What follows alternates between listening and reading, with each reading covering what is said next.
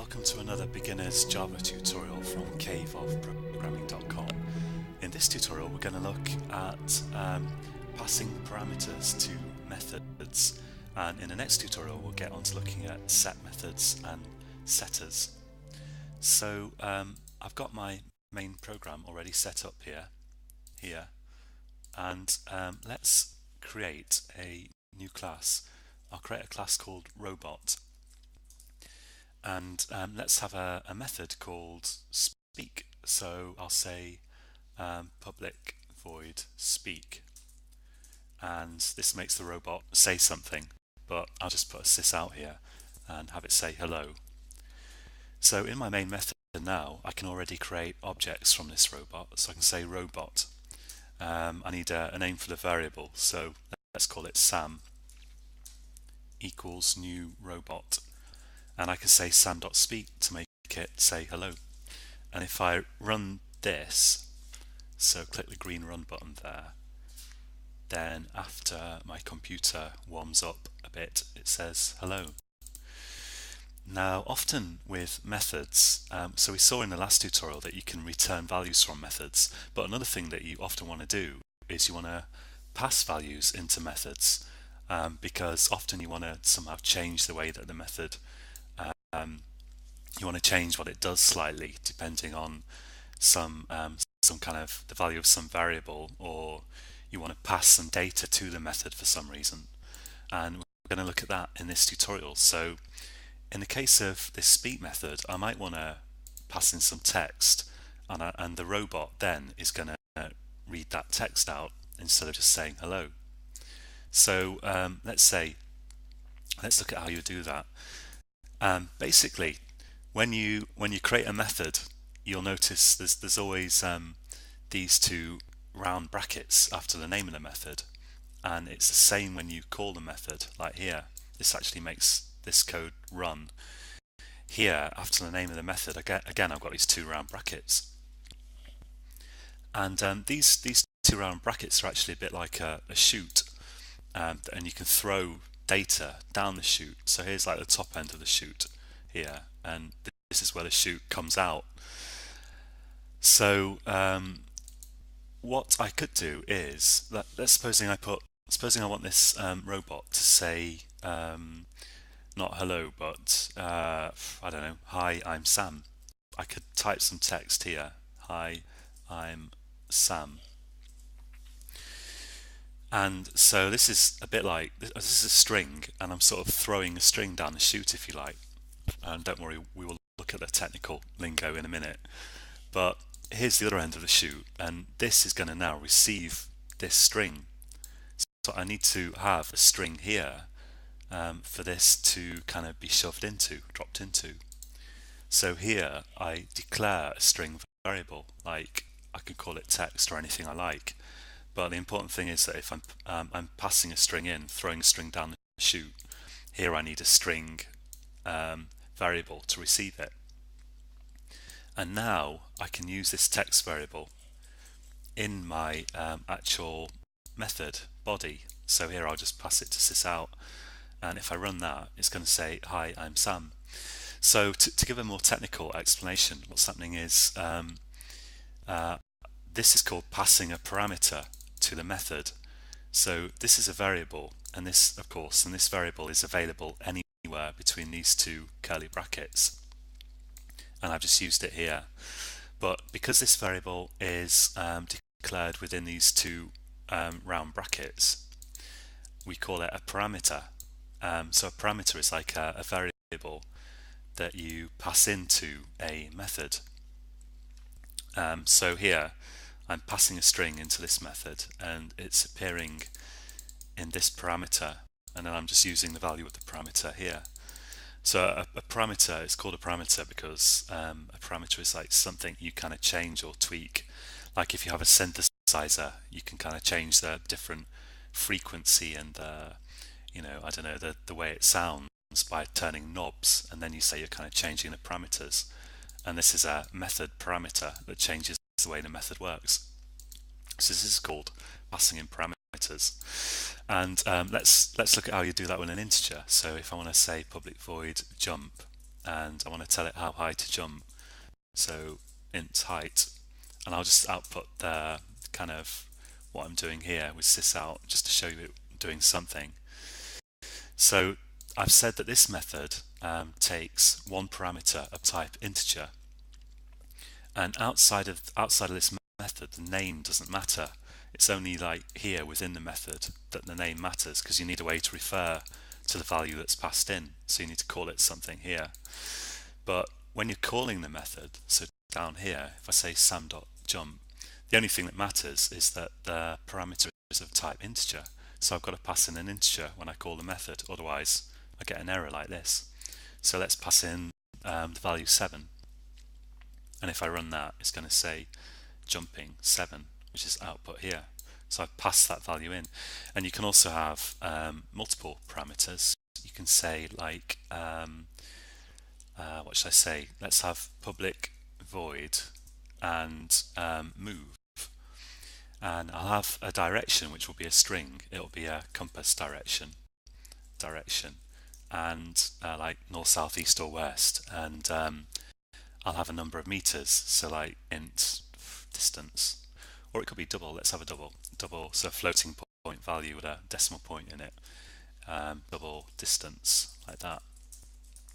And here I'll say moving distance in direction, like that.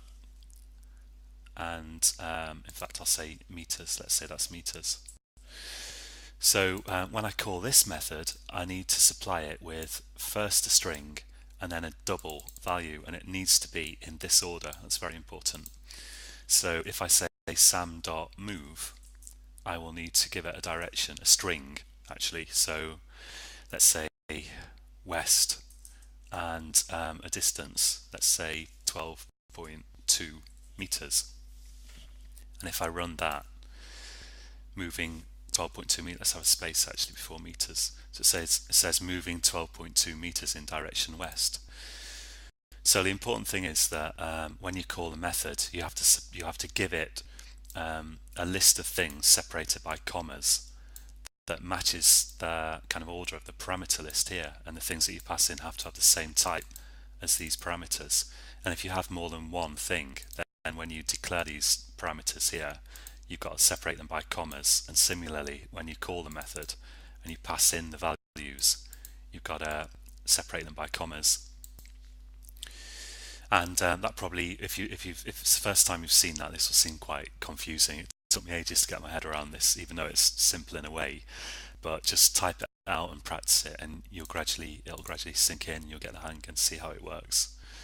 Now, I want to mention one thing that often confuses beginners. Certainly confused me when I started programming, which is supposing. Let's take an example. Supposing you have a supposing I want to call sam.speak.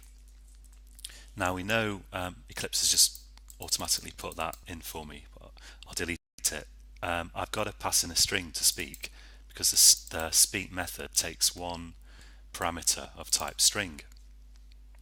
Now supposing I have a string here which I could call greeting, and I'll set that equal to hello there, like that.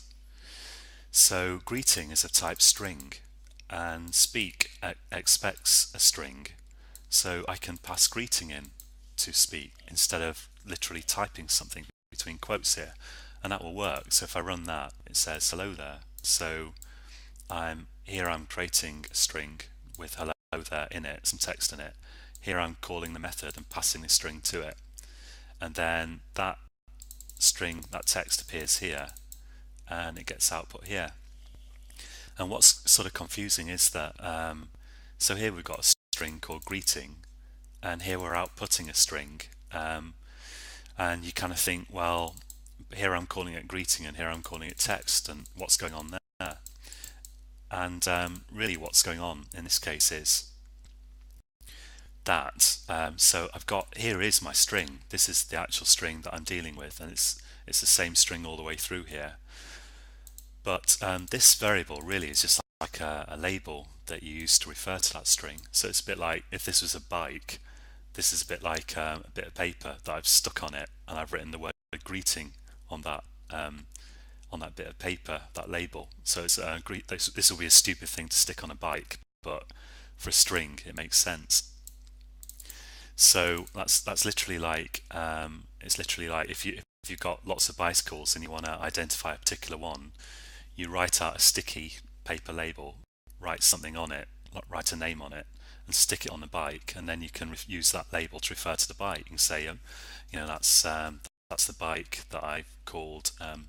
What would you call a bike? Actually, I really got no idea. But supposing you've called your bike David, which is a bit crazy, then you can say that's David over there, my bike. So in this case, this string, this text is called greeting here. It's like a label that I've stuck on this string. And I use greeting here to refer to that text. I say, okay, by greeting, I mean this bit of text. But when it appears in the method here, the method gives it its own label. So the method doesn't care what you called it here. It doesn't need to know, it doesn't matter.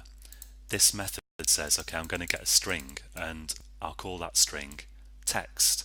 And here it's using that string by referring to its name, which is text. Hopefully that will kind of help if you're confused. It does take a while to get your head around this, but the bottom line is that this actually is the same string that you've got here. It's just that you call it by a different name in your method. And the kind of reason for that really is that you when you write your class, you don't want to care about what people call their own variables like here. And similarly, if you're using a class, you don't need to know what the parameters are called to the method. You just need to know their type, so you can call them anything you like in your own code, pass them in. As long as they've got the right type and they are in the right order, then Bob's your uncle, so to speak. And it works very slightly differently with primitive variables. So string is non-primitive, it's a class, and you know that because it's got an uppercase letter here. With primitive variables, it's basically the same idea, but it's actually slightly different in a way, because kind of like if I have an int variable down here, int value equals 14, let's say, and I say sum.jump value, so that will work just the same, jumping 14. And the only difference is that whereas this is like a label, this is a bit more like a bucket called value, in as much as here this is a bit of memory that actually contains this value. And in the parameter list here, I've got another kind of bucket that can also contain an integer, and you're kind of sloshing this integer from this bucket value into this bucket height and then outputting it here. So technically, this is a value and this is a reference.